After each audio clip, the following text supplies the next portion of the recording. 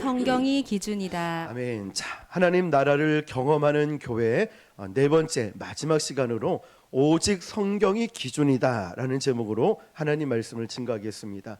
2025년도 하나님께서 우리 교회에게 주신 표어는 우리 교회 안에서 우리 모두가 하나님 나라를 경험하는 것입니다. 자, 네 번째 시간을 가지면서 하나님 나라를 어떻게 경험할 수 있는가에 대해서 우리는 충분히 은혜를 함께 나누었습니다. 자, 그러면 오늘 네 번째 시간으로는 우리의 기준이 명확해야 될 것입니다. 어느 젊은 목사님이 교회를 개척했는데 이 교회가 막 부흥하기 시작하더랍니다. 그래서 더 많은 사람들이 모일 수 있게끔 교회를 건축해야 되겠구나라는 생각이 들어서 예배당 건축에 이렇게 마음을 품고 가슴이 막 뛰기 시작했습니다. 그런데 이 목사님의 멘토가 되는 나이가 지긋이 드신 멘토 목사님을 찾아가는데 예배당 건축에 대한 계획을 말씀드렸더니 기뻐해주고 축복해 줄 알았는데 그 목사님은 이렇게 말씀하십니다. 목사님, 예배당 건축 하지 마세요. 막으시는 거예요. 이 목사님 입장에서는 그 멘토 목사님의 말씀을 거역할 수가 없었던 것입니다. 그런데 이 목사님은 너무 좌절이 되는 거예요. 교회는 막 늘어나고 있는데 예배당 건축을 하면 더 크게 부흥을 할 것 같은데 아니 그 목사님이 왜 막으시는 걸까 이해가 되지 않고 섭섭한 마음이 들고 답답하기도 하고 의욕이 다 잃어버리게 되는 거죠. 마음이 참 힘들고 어려웠답니다. 그래서 이 목사님 나중에 시간이 지나서 이런 고백을 하더랍니다. 제가 그 일을 겪으면서 알았습니다. 제가 진짜 주님을 사랑하는 것이 아니고 내가 교회가 부흥되는 것을 사랑하고 있었습니다. 주님을 사랑한 것이 아니라 교회가 부흥되는 것을 사랑하고 있었습니다. 이런 말을 했다는 거죠. 저는 주님을 사랑합니다 라고 이렇게 고백을 했는데 막상 내가 원하는 예배당 건축을 하지 못하게 되니까 완전히 정신을 잃어버릴 정도로 마음을 잡을 수 없을 정도로 흔들리고 낙심하고 있는 내 자신의 모습을 보면서 내가 진짜 주님을 사랑하는 것이 아니었구나 이걸 깨달았다는 거예요. 참 귀한 목사님 아닙니까? 그리고 그 멘토 되시는 목사님이 예배당 건축을 하지 말라고 한 이유도 나중에 들어보니까 이렇게 말합니다. 그 목사님이 교회 건축에 대한 그런 열망이 너무 크다 보니까 목사님의 초점이 예수님께 있지 않고 큰 교회 세우려는 이쪽으로만 흐르는 것 같아서 이건 위기다 그렇게 생각하고 건축하지 마십시오라고 이야기를 했답니다. 자, 여러분 참 우리에게 와닿는 부분이 없잖아 있으리라 생각됩니다. 이렇게 누군가가 나에 대해서 또 우리에 대해서 분별을 한다는 일은 굉장히 부담스러운 일이기도 합니다. 하고 싶은 일이 참 많은데 분별을 받다 보면은 그거 하지 마, 이러지 마 이런 이야기를 들을 때가 있죠.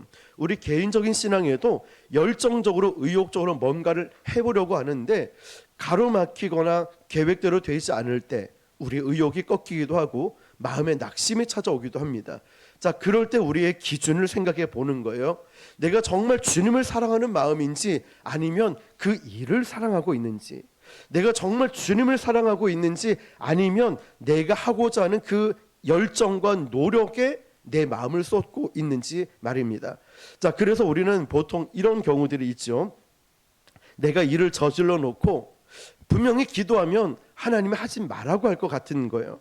그래서 일단 계약부터 하고 도장을 찍어놓고 그 다음에 주님 융자가 나와야 됩니다. 주님 이것 좀 해결해 주셔야 됩니다. 내가 결정을 하고 내가 계획을 세우고 내 하고 싶은 걸 다 하고 나서 하나님의 응답을 기대하고 있는 경우들이 있다는 것입니다. 우리가 정말 주님 앞에 주님이 허락하시는 일이라면 제가 하는 거고 주님 뜻이 아니면 제가 멈춰 서겠습니다. 이런 믿음이 있고 그런 마음으로 주님께 전적으로 맡겨야 우리에게 주님의 음성이 들립니다. 아멘이십니까? 내가 결정을 다 해놓고 주님의 이렇게 기도하니까 주의 음성이 들리지 않는 거예요. 그러니까 내가 결정하기 전에 주님, 내가 교회에서든 아니면 직장에서든 학교에서든 가정에서든 어떠한 일들이 있을 때 제가 무엇을 하겠습니다 라고 생각하고 결정하는 것이 아니라 하나님께 온전히 맡기면서 하나님 뜻이면 순종하고 또 하나님 뜻이 아니면 제가 멈춰 서겠습니다라는 이 순종이 우리에게 필요하다는 것입니다. 그렇지 않으면 하나님의 음성이 들리지가 않습니다. 내 생각 때문에 하나님의 음성을 듣고 하나님의 생각대로 우리가 움직이려면 두 번째로 바로 오늘 말씀 제목처럼 성경을 읽어야 됩니다. 우리가 신앙생활하면서 사실 바쁘다는 이유로 또 분주하다는 이유로 여러 가지 이유로 어느 순간부터 성경을 읽지 않고 있어요. 한번 우리 자신을 돌아보세요. 성경을 읽지 않을 뿐더러 또 성경을 묵상하지도 않고 뿐만 아니라 성경 공부조차도 하고 있지 않아요.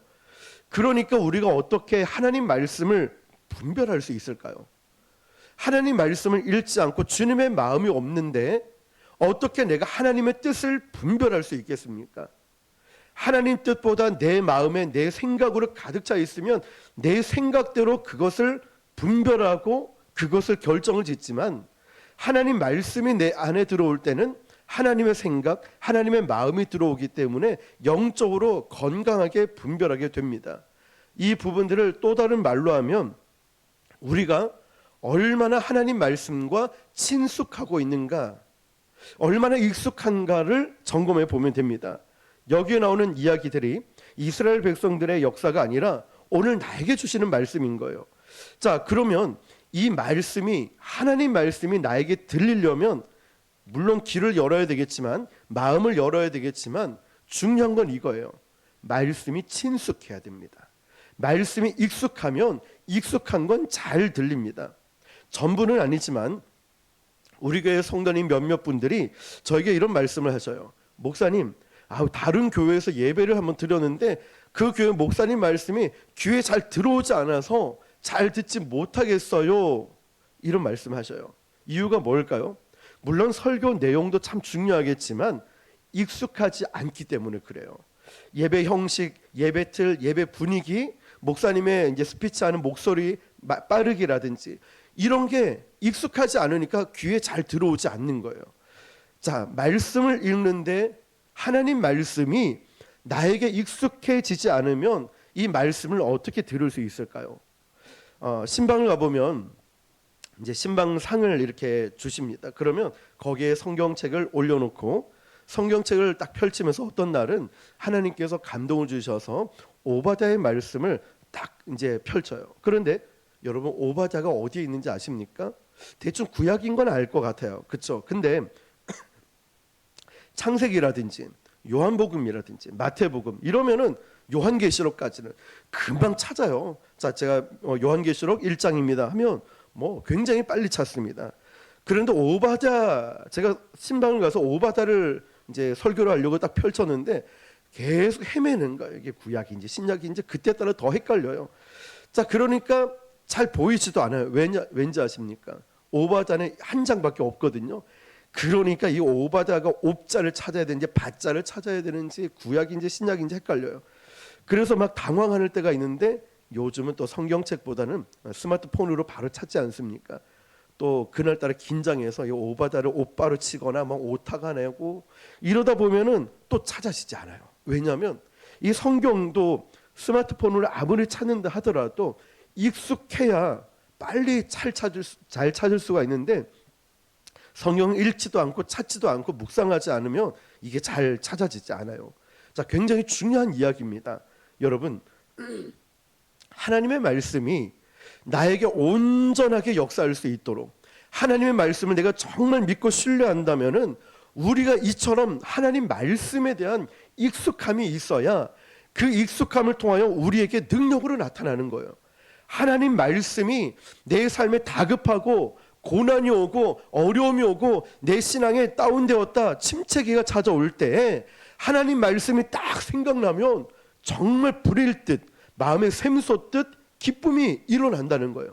말씀의 능력이거든요. 자, 여러분, 이 말씀이 나에게 들려질 때 내가 그 말씀을 가지고 내 인생을 교정할 수 있어야 됩니다. 성경이 나의 삶의 척도가 되고 성경이 오직 나에게 기준이 된다면 그 말씀은 나를 바꾸는 능력이 됩니다. 온전하게 바꾸는 능력이 된다는 것이죠. 내 삶의 기준은 오직 성경이니까 우리 교회 역시도 하나님 나라를 경험하는 교회가 되기 위해서는 분명한 기준이 있어야 됩니다. 말씀이 우리의 기준이 되어야 되고 말씀대로 움직이는 교회가 되어야 될 줄 믿습니다. 그래야 우리의 삶에도 말씀의 역사를 경험할 수 있고 어떤 어려움이 와도 어떤 고난과 또 어떤 기쁘고 좋은 일이 와도 환경에 휩쓸리지 않고 우리는 말씀 중심으로 설 수 있게 될 것입니다. 그런데 기억해야 될 것은 우리가 이 말씀을 본다고 100%다 이해하지는 못합니다. 100%다 이해하지 못합니다. 신앙생활 하다 보면은 어떤 성도님들이 연락이 옵니다. 목사님, 이 뜻은 무엇입니까? 그런데 이 말씀을 보다 보면 제가 모든 것을 100% 알지는 못하거든요.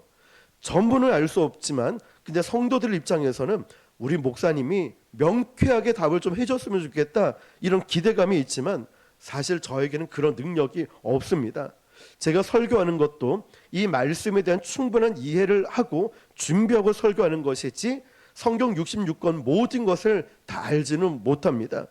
우리는 이해할 수 있는 것도 있고 때로는 성경 말씀을 읽다 보면 이해가 되지 않는 부분들도 있습니다. 그런데 정말 놀라운 게 뭔지 아십니까? 그럼에도 불구하고 믿음으로 말씀을 읽으면은 내가 다 이해는 하지 못해도 말씀이 우리 가운데 역사하신다는 겁니다. 여러분, 우리가 다 알지는 못해도 그저 이 말씀을 믿고 의지할 때 하나님 말씀은 내 안에서 살아서 역사하시고 심령과 골수를 쪼개는 능력, 그 어떤 칼보다 예리한 능력이 나의 심령을 쪼개기도 하고 다스리기도 하고 능력으로 역사하기도 한다는 것입니다. 무엇 때문에요? 하나님 말씀 때문에. 그러면 내가 하나님 말씀을 왜 읽어야 되는지, 그리고 지금 나는 말씀을 읽고 있는지 내 자신을 점검해 보면 알겠죠. 중요한 것은 이 말씀을 내 인생의 기준으로 삼기로 결심할 때, 중요한 것은 이 성경 말씀을 우리 교회의 기준으로 삼겠다 결심할 때 우리가 모든 것을 다 이해하는 것이 아니라 그 말씀을 붙들 때 우리 속에, 우리 교회 가운데 역사하실 줄 믿습니다. 오늘 16절 말씀 같이 한번 읽어볼게요. 시작. 모든 성경은 하나님의 감동으로 된 것으로 교훈과 책망과 바르게 함과 의로 교육하기에 유익하니. 아멘. 아멘. 이 말씀을 나의 기준이다. 성경 말씀이 내 인생의 기준이고 내 신앙의 기준이다라고 결단하고 고백할 때 그 말씀이 우리 가운데 역사하는 것을 볼 수 있을 것입니다. 예수님께서 금식하신 후에 사단에게 시험을 받는 것 아시죠? 사단이 예수님께 공격을 합니다. 그러면서 어떻게 말을 하는지 아십니까? 예수님에게 인간적인 성공을 보여줍니다. 그러면서 즉각적인 성공의 지름길을 보여주고 알려줍니다. 첫 번째, 야, 너 배고프지? 예수님에게 배고프지 않느냐? 뭐라고 말하죠? 돌로 떡을 만들려고 합니다. 제일 그 먹고 싶은 음식, 배고플 때 얘기를 하죠. 또 말합니다. 예수님에게 이 세상 모든 것을 다 갖고 싶지 않느냐? 예수님 뭐라고 하시죠? 마귀가 뭐라고 합니까? 나에게 절을 해라. 그리고 또 저 성전 꼭대기에서 너 뛰어내려라. 유명하게 해줄게. 대단하게 만들어줄게. 잘 보십시오. 가장 갈급하고 연약했을 때 마귀가 와서 공격을 합니다. 배고플 때 돌로 떡을 만들어. 이 세상 다 갖고 싶지 않느냐? 나한테 절을 내라. 야, 성전 꼭대기에서 뛰어내려. 그러면 너를 다 지켜주지 않겠느냐? 그때 예수님이 뭐라고 말씀하시지 아십니까? 하나님의 말씀을 가지고 사단을 딱 멸하지 않습니까? 하나님의 말씀인 거예요. 다른 거 아닌 거예요. 그러니까 우리가 이 말씀의 능력을 붙들고 나에게 공격이 오고 우리 교회에 시험이 올 때마다 하나님 말씀에 다 나와 있죠. 입 다물고 우리가 기도하는 것과 겸손히 섬기는 것과 예배에 목숨 거는 것과 분명히 하나님은 우리에게 말씀하고 계시죠. 여러분, 우리가 세상 살아갈 동안 나를 붙들어 줄 수 있는 것은 하나님 말씀인데 이 말씀이 어색하고 부담스럽고 어려우면 어찌 그 말씀을 우리가 의지할 수 있겠습니까? 말씀이 친숙해질 때, 익숙해질 때 내가 어떠한 일들이 일어나더라도 그 말씀이 생각나는 거예요. 제가 부산 극동방송에서 방송을 이제 현장 그 라이브로 방송을 할 때 그때 말씀드렸죠. 전화로 문자로 질문하면 제가 대답을 해주는 거예요. 굉장히 부담스럽고 힘든 거예요. 그래서 원고를 쫙 준비를 했습니다. 이런 질문, 이런 질문, 이런 질문할 때 어떤 대답을 할까? 정말 책으로 내도 될 정도로 많이 준비를 했어요. 그런데 실제로 질문한 거 보면 제가 준비한 걸 하나도 못 써요. 늘 평소에 묵상하고 평소에 암송하고 평소에 마음에 있던 게 그대로 즉시로 나오는 거지 언제 그 찾아가지고 하겠냐고요. 아니라는 거예요. 늘 익숙하고 친숙한 하나님 말씀이 나의 삶에 나오는 것입니다. 말씀감이 우리 가운데 역사하는 거예요. 자, 여러분, 우리는 이런 이야기를 하죠. 조금 시끄럽고 하면 뭐라고 얘기합니까? 여기가 돛대기 시작이냐고, 돛대기 시장이냐고. 저는 돛대기가 무슨 말인지를 잘 몰랐는데 돛대기 시장이냐 그냥 시끄러운 시장이구나 생각을 했는데 사전을 찾아보니까 검색을 해보니까 돛대기 시장은 그냥 시끄러운 이 시장을 의미하는 그런 뜻이더라고요. 뭐 도깨비 시장이냐 이렇게도 말을 하고. 자, 그런데 돛대기 시장이냐 그만큼 시끄럽다는 거죠. 근데 참 놀라운 것은 그 돛대기 시장에 막 시끌벅적하고 시끄러운 이 시장에 갔을 때도 자기의 아이가 넘어져서 엄마 하고 울면은 신기할 정도로 엄마는 그 멀리서 아기의 소리를 듣고 반응을 한다는 거예요. 왜 그럴까요? 익숙하니까, 친숙하니까, 사랑하니까. 저 멀리서 봐도 우리 아들인지 우리 딸인지 보면 알아요. 익숙하고 친숙하니까. 멀리서 그 아기 울음소리, 엄마 부르는 소리만 들어도 우리가 반응을 하게 돼요. 익숙하니까, 친숙하니까. 예수님은 목자와 양의 관계를 비유로 설명을 이렇게 하셨죠. 양은 목자의 음성을 뭐라고요? 안다고. 양은 목자의 음성을 안돼요. 근데 여러분 이거 아십니까? 양은 태어나면서부터 목자를 안 게 아니었어요. 양이 목자를 계속 따라다니다 보니까 목자의 음성을 듣다 보니까 양이 목자의 음성을 알게 된다는 거예요.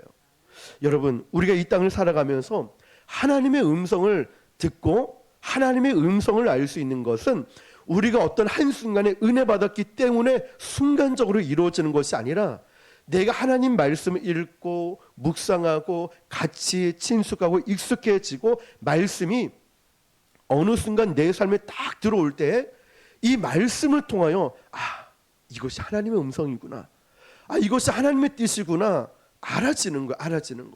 그러니까 한순간에 확 알아지는 게 아니라 말씀을 듣다 보니까 읽다 보니까 함께 하다 보니까 이 말씀이 하나님의 뜻인지를 분별하게 되고 이것은 하나님이 기뻐하지 않는 거야, 이것은 주님이 원하시는 거야, 분별하기 시작하는 거예요. 우리 속에 내 삶이 말씀이 기준이 되니까 삶이 조정이 되는 거예요. 조정이. 하나님 말씀이 내 삶에 들어와서 이렇게 말씀하시는 거죠. 너 지금 이렇게 행동하는 게 맞는 거라 생각하니? 너 지금 제대로 사역하고 있는 거니? 너 지금 예배 제대로 드리고 있는 거 맞니? 성령께서 우리에게 말씀하시는 거예요. 때로는 그 말씀이 나에게 갈등을 일으킬 수 있고 때로는 그 말씀이 나를 행복하게 만들 때가 있어요. 그런데 그 말씀을 들을 때 우리는 비로소 순종을 하게 됩니다. 이게 하나님 뜻이구나. 이게 하나님 나라를 경험한다는 것이 이런 뜻이구나. 이 하나님 말씀이 이렇게 이루어지는 거구나. 순서를 잘 보십시오. 처음부터 말씀을 보고 100% 이해하는 게 아니에요. 말씀을 읽다 보니까, 듣다 보니까, 묵상하다 보니까, 공부하다 보니까 친숙해지고 익숙해지고 그 말씀이 어느 날 나에게 확 다가와서 하나님의 음성을 듣고 분별하게 되고 내가 순종하게 되니 내 삶의 변화들이 일어나는 거예요. 우리 삶의 역사가 나타나는 거예요. 조정, 말씀을 통해 조정하고 순종하고 경험함을 통하여 이게 반복될 때 우리가 하나님 말씀을 따르며 살아갈 수 있는 것입니다. 자, 후안 까를로스 오르타지의 제자입니까? 아마 우리 교회도 책이 있을 거예요. 제가 읽었던 책이. 그 책에 보면 아르헨티나 부에노스에서 이 후안 까를로스 오르타즈 목사님이 목회를 할 때 그 교회가 굉장히 부흥하여 급성장할 때였습니다. 이 목사님이 라디오 생방송에 초대를 받아서 사랑이라는 주제로 설교를 할 때였는데 성령께서 강력하게 이렇게 말씀하시는 거예요. 너 오늘 설교하지 마. 너 오늘 설교하지 마. 음성이 너무나 강력하게 들렸다는 거예요. 이 목사님은 성령님께 이렇게 말을 했답니다. 성령님, 지금 라디오 생방송이에요. 라이브로 방송되는 거예요. 아니 제가 여기서 설교 안 하면 어떻게 합니까? 그런데 너무나 강력하게 너 오늘 설교하지 마. 말씀을 전하지 마. 이런 마음이 음성이 강력하게 들리더라고요. 근데 성령의 음성을 거절할 수 없어가지고 이 목사님이 순종하기로 결심을 하고 이제 방송에서 이렇게 얘기를 했습니다. 오늘 말씀은 서로 사랑하라입니다 하고 그냥 방송에서 나왔답니다. 그로 인하여서 방송에서 난리가 날 줄 알았대요. 그런데 그 뒤로부터 오늘 설교 제목은 서로 사랑하라입니다. 이 말씀밖에 안 했는데도 교인들 사이에서 막 이 말씀에 역사가 일어나기 시작하는 거예요. 그러면서 어느 날 몇 주 지나서 말씀을 전할 때 보면 그 책에 보면 이렇게 나와 있어요. 말씀을 듣는 교인들의 눈빛을 보니까 지금까지 이렇게 말씀을 갈구하는 눈빛과 사랑스러운 모습은 처음 봤습니다. 그러면서 뭐라고 기록하고 있냐면 여러분은 말씀을 듣는 자입니까? 말씀을 행하는 자입니까? 이러면서 내려왔어요, 설교를. 자, 여러분, 저도 이 제자입니까 책을 보고 한 뒤에 설교하러 다른 교회 갔었는데요. 성령께서 강력하게 그런 마음을 주시는 거예요. 이 원고의 내용과 성령께서 주시는 감동이 전혀 다른 거였어요. 그런데 원고 없이 설교한다는 건 굉장히 큰 부담이 되는 일이었거든요. 그렇지만 성령께서 주시는 마음이라 원고를 딱 덮고 말씀을 찾아서 설교를 했습니다. 근데 부담이 된 그 시간들이 오히려 성령을 더 의지하게 됐고 성령의 강력한 역사를 그때 처음 경험을 했습니다. 그래서 제가 그때 하나님께서 나를 강력하게 쓰시는구나 이 느낌을 받았죠. 그때 깨달은 게 이거예요. 하나님은 내가 계획하고 내가 준비한 대로 쓰시는 것이 아니라 하나님의 필요에 따라 언제든지 쓰실 수 있는 분이시구나. 중요한 것은 내가 준비하는 것도 필요하지만 성령의 음성을 듣고 내가 순종하는 것이 더 중요하구나. 자, 여러분, 그 다음부터 저에게는 이런 습관이 생겼어요. 늘 뭐든지 철저하게 준비를 하고, 그렇지만 성령께서 쓰실 때는 내 생각, 내 감정, 내 준비와 상관없이 성령의 말씀에 순종해야 되겠구나. 제 자신을 내려놓는 것 말이에요. 아마 여러분도 그런 경험들이 있을 것입니다. 우리가 믿음을 가지고 살아간다는 것, 하나님의 음성을 듣는다는 것은 우리를 무기력하게 만드는 것이 아니라 하나님 말씀 따라 산다는 것은 하나님 알아서 하십시오 하고 그냥 아무것도 안 하고 손을 내려놓는 것이 아니라 내 삶에 하나님 앞에서 최선을 다해서 살아가고 하나님의 음성을 들을 준비가 되어 있을 때 그때 하나님은 우리에게 말씀을 하시는 거예요. 그러면서 그 말씀 가운데 삶의 현장에서 능력이 나타나는 거예요. 자, 최선을 다해서 우리는 준비를 하는 겁니다. 최선을 다해 준비해요. 그리고 우리는 이 말씀에 순종하는 거예요. 성령께서 우리에게 어떻게 말씀하시는가. 이게 하나님 나라를 우리가 경험하게 만드는 것입니다. 그리고 우리는 이 말씀을 우리가 온전할 수 있다. 말씀만이 나를 변화시킬 수 있다. 말씀 앞에 나는 순종할 것이다. 말씀에 익숙해질 것이다. 친숙한 마음을 가질 때 여러분, 우리의 삶의 그 결심을 통하여 성령께서는 우리에게 말씀하시고 우리 교회에게 말씀하시고 이끌어 주실 것입니다. 저는 오늘 마지막 하나님 나라를 경험하는 교회 시리즈 4번째 시간을 가지면서 마음에 이런 소원을 가졌습니다. 하나님, 우리 교회 성도들에게 날마다 간증이 있게 해 주십시오. 하나님 말씀이 나에게 부딪혀도 갈등을 일으켜도 순종할 수 있는 믿음을 주셔서 그렇게 순종했을 때 말씀의 능력을 경험할 수 있는 것, 그 말씀의 능력을 통하여 우리가 서로 성도들 만나고 셀 모임을 할 때 하나님이 나에게 이렇게 역사하셨어, 이런 은혜를 주셨고 이런 아픔이 있지만 치유해 주셔서 하나님이 우리 교회에 이렇게 일하고 계셔라고 간증할 수 있는 저와 여러분 되시기를 주님의 이름으로 축원합니다. 기도하겠습니다.